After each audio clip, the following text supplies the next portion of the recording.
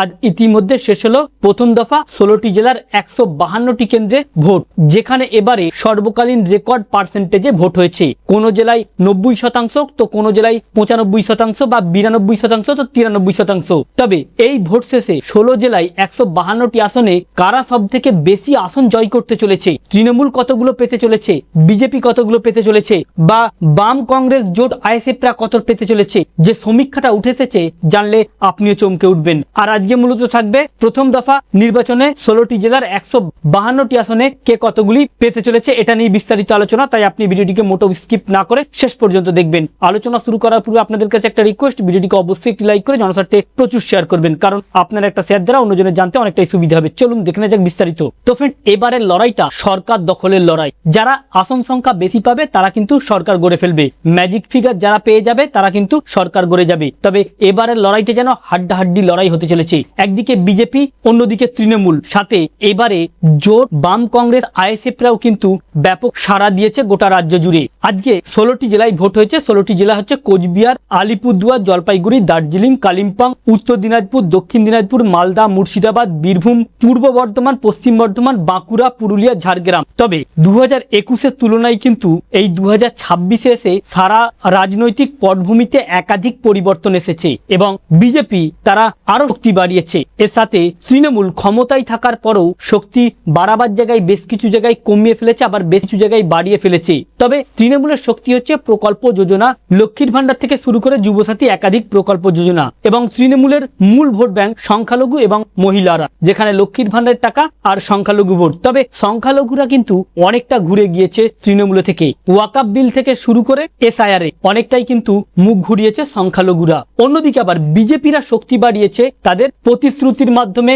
এবং ধর্মীয় মেরুকরণের উপর রাজনীতি করে। আমরা দেখেছি গোটা উত্তরবঙ্গে 2021 সালে উত্তরবঙ্গের মোট 8টি জেলার 54টি আসনের মধ্যে কিন্তু বিজেপি 30টা জিতেছিল, টিএমসি অর্থাৎ তৃণমূল 24টা ছিল। তবে উত্তরবঙ্গে কিন্তু এবার এসআইআর কে কেন্দ্র করে বিজেপি ফল খারাপ করতে পারে। অর্থাৎ কোচবিহার, আলিপুরদুয়ার, জলপাইগুড়ি, দার্জিলিং, কালিম্পং, উত্তর দিনাজপুর, দক্ষিণ দিনাজপুর, মালদা, এই 8টি জেলার 54টি আসনের মধ্যে এবারে বিজেপি পেতে পারে, উত্তরবঙ্গে এবারে বিজেপি পেতে পারে 22 থেকে 23টা আসন। আর তৃণমূলও এবারে উত্তরবঙ্গে কিন্তু ভালো ফলাফল করতে পারে। তৃণমূল এবারে উত্তরবঙ্গে পেতে পারে 26 থেকে 27টা আসন, বাকি পেতে পারে অন্যান্যরা। অর্থাৎ তৃণমূল পূর্বের তুলনায় শক্তি বাড়িয়ে এবারে উত্তরবঙ্গে ভালো ফলাফল করতে পারে পূর্বের তুলনায়। তবে বিজেপি খারাপ ফল করার কারণ হচ্ছে এসআইআর এবং সিএ, নাগরিকত্ব, এই সকল বিষয়কে কেন্দ্র করে উত্তরবঙ্গে বিজেপির ফলটা এবারে গতবারের তুলনায় খারাপ হতে পারে।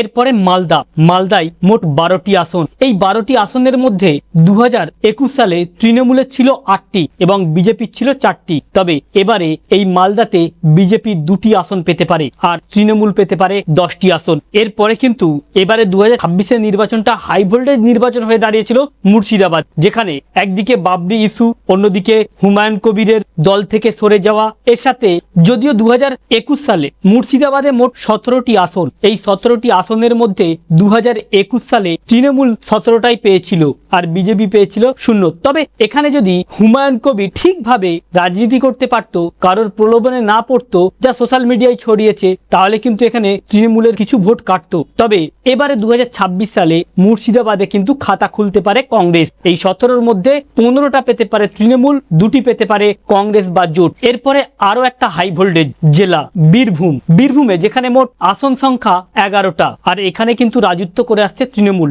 যেখানে 10-1 হয়ে আছে। 10টি তৃণমূল 2021 সালে পেয়েছে এবং 1টি বিজেপি। তবে 2021 সালের পর থেকে বীরভূমে কিন্তু সাংগঠনিক ক্ষমতা অনেকটাই কমে গিয়েছে অনুব্রত জেলে যাওয়ার পর থেকে, যেখানে একাধিক গোষ্ঠী কোন্দল, যার ফলে কিন্তু তৃণমূল এখানে একটু হলেও ফল খারাপ করবে।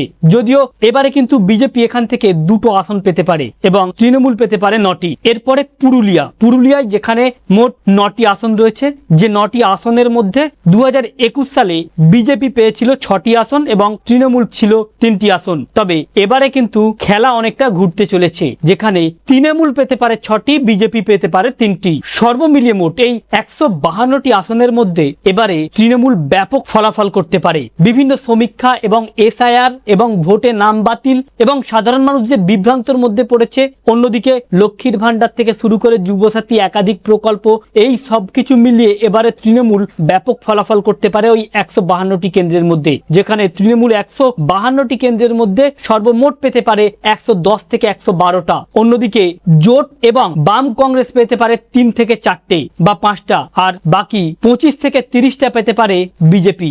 যদি স্বচ্ছভাবে গণনা হয় বা যদি স্বচ্ছভাবে ভোট প্রক্রিয়া হয়ে থাকে, যদি কোনো রকম কাটুপি না হয়ে থাকে, তাহলে এবারে ব্যাপক ফলাফল করতে পারে তৃণমূল এবং বাম কংগ্রেস। বিজেপির আসন সংখ্যা পূর্বের তুলনায় কমতে পারে। হ্যাঁ ফ্রেন্ডস, এমনই বিভিন্ন সমীক্ষায় উঠে আসছে রিপোর্ট। আমাদের উদ্দেশ্য ছিল এই সমীক্ষাটি আপনাদের সামনে উপস্থাপন করা, যাতে আপনাদের জানতে সুবিধা হয়ে থাকে। ভালো লেগে থাকলে ভিডিওটিকে অবশ্যই একটু লাইক করে শেয়ার করবেন। Thank you friends, thank you for watching.